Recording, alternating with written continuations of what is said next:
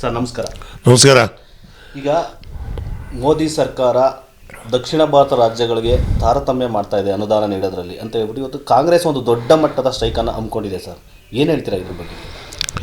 ಇದಕ್ಕೆ ಕಾಂಗ್ರೆಸ್ ಮಾಡ್ತಾ ಇದೆ ಅನ್ನೋ ಕಾಂಗ್ರೆಸ್ ಅವರು ಕೊಡೋ ಬದಲು ಕರ್ನಾಟಕ ರಾಜ್ಯದ ಜನ ಮಾಡ್ತಾ ಇದ್ದಾರೆ ಅನ್ನಕ್ಕಂತ ಒಂದು ಶಿಕ್ಷೆ ಕೊಡಬೇಕಾಗಿತ್ತು. ಕಾಂಗ್ರೆಸ್ ಮಾಡ್ತಾ ಇದೆ ಅನ್ನೋದು ಯಾಕೆ ಹೇಳಬೇಕು? ಅನ್ಯಾಯ ಆಗಿದೆ.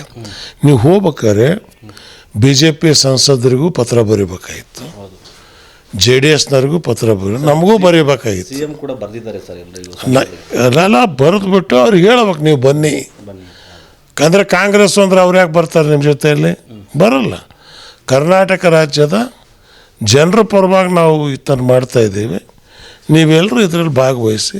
ನೇತೃತ್ವ ಮುಖ್ಯಮಂತ್ರಿನೇ ತಗೊಳ್ಳಿ. ಅವ್ರು ಮುಖ್ಯಮಂತ್ರಿ ಇರೋದ್ರಿಂದ ಅವ್ರ ನಾಯಕರು, ಅವ್ರ ನಾಯಕತ್ವ ನಮ್ಮನ್ನು ಕರೆದ್ರು, ನಾನೇನು ಕರೆದ್ರು ನಾನು ಹೋಗ್ತಾಯಿದ್ದೆ. ಇದೇನಾಗಿದೆ ಅಂತ ಹೇಳಿದ್ರೆ, ಒಂದು ಪಾರ್ಟಿಯಿಂದ ಮಾಡ್ತೀವಿ ಅಂತ ಹೇಳಿದಾಗ ಅದಕ್ಕೆ ಪಾರ್ಟಿ ಕಲರ್ ಬರುತ್ತೆ. ನೀವು ಅಂಶಗಳನ್ನು ಎಲ್ಲಿ ತಾರತಮ್ಯ ಮಾಡಿದ್ದಾರೆ, ನಮ್ಮ ದುಡ್ಡು ಎಷ್ಟು, ನಮಗೆ ಎಷ್ಟು ಬರಬೇಕು, ಎಷ್ಟು ಬರಲಿಲ್ಲ, ಇದು ಒಂದು ವೈಟ್ ಪೇಪರನ್ನು ಹೊರಡಿಸಿ, ಶ್ವೇತಪತ್ರನ ಹೊರಡಿಸ್ಬಿಟ್ಟು ಜನರಿಗೆ ಇದ್ರ ಬಗ್ಗೆ ನೀವು ತಿಳಿ ಹೇಳಿ. ಸೊ ಜನ ನಿಮಗೆ ಡೆಲ್ಲಿಯಲ್ಲಿ ಮಾಡಿದ್ರಿ ಅಷ್ಟೇ ಸಾಲದು, ಎಲ್ಲ ತಾಲೂಕಿನಲ್ಲಿ ಇದು ಆಗಬೇಕು. ಅದಕ್ಕೆ ಪಾರ್ಟಿ ಹೆಸರು ಕೊಡಬೇಡಿ.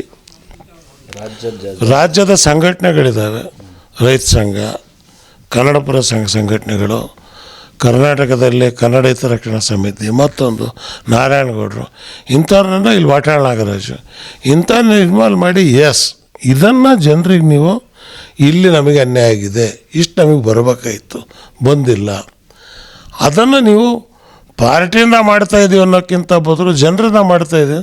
ಅದ್ರ ಕೀರ್ತಿ ಎಲ್ರಿಗೂ ಅದು ಸಿಕ್ಕಿದ್ರೆ ಎಲ್ರಿಗೂ ಅದ್ರ ಕೀರ್ತಿ ಸಿಗತ್ತೆ. ಸೊ ಹಾಗಾಗಿ ಎಲ್ಲರೂ ಅವ್ರ ಪಾರ್ಟಿ ಹೆಸರಲ್ಲಿ ಮಾಡವ್ರೆ, ನಾವ್ಯಾಕೆ ಹೋಗೋದು ಅಂಥೇಳಿ ಜನ ಭಾಗವಹಿಸೋದಕ್ಕೆ ಹಿಂದೇಟು ಹಾಕ್ತಾರೆ. ಅಂದರೆ ಪಾರ್ಟಿಯನ್ನು ಹೊರತುಪಡಿಸಿ ನೀವು ಮಾಡಬೇಕು ಕರ್ನಾಟಕ. ಪಾರ್ಟಿಯನ್ನು ಹೊರತುಪಡಿಸಿ, ಜಾತಿಯನ್ನು ಹೊರತುಪಡಿಸಿ ನೀವು ಇದನ್ನು ಮಾಡಿದರೆ ಖಂಡಿತವಾಗಿಯೂ ಕರ್ನಾಟಕದಲ್ಲಿ ಇದೊಂದು ದೊಡ್ಡ ಕ್ರಾಂತಿನೇ ಆಗುತ್ತೆ. ಸರ್ ನಮಸ್ಕಾರ. ನಮಸ್ಕಾರ. ಈಗ ಮೋದಿ ಸರ್ಕಾರ ದಕ್ಷಿಣ ಭಾರತ ರಾಜ್ಯಗಳಿಗೆ ತಾರತಮ್ಯ ಮಾಡ್ತಾ ಇದೆ ಅನುದಾನ ನೀಡೋದ್ರಲ್ಲಿ ಅಂತ ಹೇಳ್ಬಿಟ್ಟು ಇವತ್ತು ಕಾಂಗ್ರೆಸ್ ಒಂದು ದೊಡ್ಡ ಮಟ್ಟದ ಸ್ಟ್ರೈಕನ್ನು ಹಮ್ಮಿಕೊಂಡಿದೆ ಸರ್. ಏನು ಹೇಳ್ತೀರಾ ಇದ್ರ ಬಗ್ಗೆ?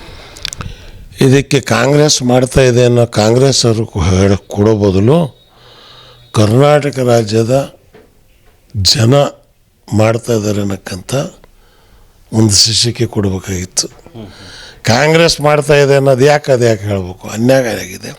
ನೀವು ಹೋಗ್ಬೇಕಾದ್ರೆ BJP ಸಂಸದರಿಗೂ ಪತ್ರ ಬರೀಬೇಕಾಗಿತ್ತು, JDSನವ್ರಿಗೂ ಪತ್ರ ನಮಗೂ ಬರೀಬೇಕಾಗಿತ್ತು. CM ಕೂಡ ಬರೆದಿದ್ದಾರೆ ಸರ್.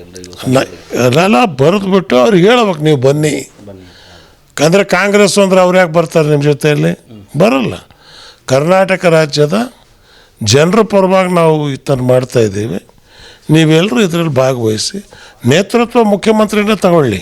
ಅವ್ರು ಮುಖ್ಯಮಂತ್ರಿ ಇರೋದ್ರಿಂದ ಅವ್ರ ನಾಯಕರು, ಅವ್ರ ನಾಯಕತ್ವ ನಮ್ಮನ್ನು ಕರೆದ್ರು, ನಾನೇನು ಕರೆದ್ರು ನಾನು ಹೋಗ್ತಾಯಿದ್ದೆ. ಇದೇನಾಗಿದೆ ಅಂತ ಹೇಳಿದ್ರೆ, ಒಂದು ಪಾರ್ಟಿಯಿಂದ ಮಾಡ್ತೀವಿ ಅಂತ ಹೇಳಿದಾಗ ಅದಕ್ಕೆ ಪಾರ್ಟಿ ಕಲರ್ ಬರುತ್ತೆ. ನೀವು ಅಂಶಗಳನ್ನು ಎಲ್ಲಿ ತಾರತಮ್ಯ ಮಾಡಿದ್ದಾರೆ, ನಮ್ಮ ದುಡ್ಡು ಎಷ್ಟು, ನಮಗೆ ಎಷ್ಟು ಬರಬೇಕು, ಎಷ್ಟು ಬರಲಿಲ್ಲ, ಇದು ಒಂದು ವೈಟ್ ಪೇಪರನ್ನು ಹೊರಡಿಸಿ, ಶ್ವೇತಪತ್ರನ ಹೊರಡಿಸ್ಬಿಟ್ಟು ಜನರಿಗೆ ಇದ್ರ ಬಗ್ಗೆ ನೀವು ತಿಳಿ ಹೇಳಿ. ಸೊ ಜನ ನಿಮಗೆ ಡೆಲ್ಲಿಯಲ್ಲಿ ಮಾಡಿದ್ರಿ ಅಷ್ಟೇ ಸಾಲದು, ಎಲ್ಲ ತಾಲೂಕಿನಲ್ಲಿ ಇದು ಆಗಬೇಕು. ಅದಕ್ಕೆ ಪಾರ್ಟಿ ಹೆಸರು ಕೊಡಬೇಡಿ.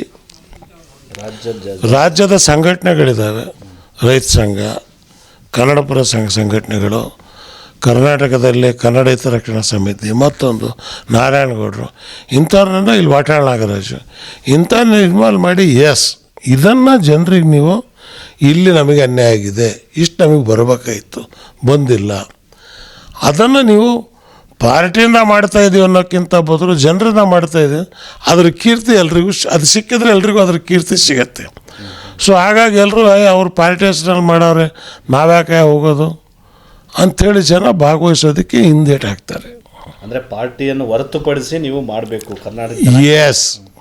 ಪಾರ್ಟಿಯನ್ನು ಹೊರತುಪಡಿಸಿ, ಜಾತಿಯನ್ನು ಹೊರತುಪಡಿಸಿ ನೀವು ಇದನ್ನು ಮಾಡಿದರೆ ಖಂಡಿತವಾಗಿಯೂ ಕರ್ನಾಟಕದಲ್ಲಿ ಇದೊಂದು ದೊಡ್ಡ ಕ್ರಾಂತಿನೇ ಆಗುತ್ತೆ.